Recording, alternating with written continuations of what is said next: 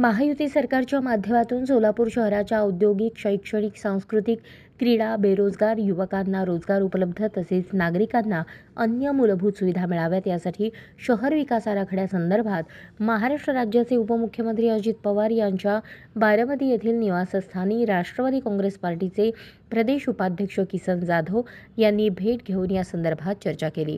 दरम्यान सोलापूर शहराच्या सर्वांगीण विकासासाठी आपण सकारात्मक असून येणाऱ्या काळात शहराच्या सर्वांगीण विकासासाठी महाराष्ट्र शासनाच्या निधीत सोलापूर शहराच्या विकासाच्या दृष्टीने तरतूद करून विविध विकास कामांसाठी प्रयत्नशील राहू अशी ग्वाही अजित पवार यांनी दिली।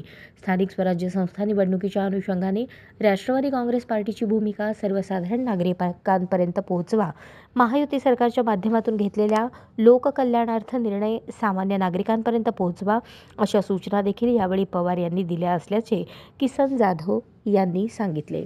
याप्रसंगी बारामती जिल्हा परिषद सदस्य कुलदीप तावरे, राष्ट्रवादी शहर संघटक ऋषी येवले, माणिक कांबळे, महादेव राठोड, फुलगप्पा शासन, दीपक आरकेल यांची उपस्थिती होती। अशाच नवनवीन अपडेटसाठी जनता राज्य न्यूज चॅनलला सबस्क्राईब करा, लाईक करा आणि शेअर करायला विसरू नका।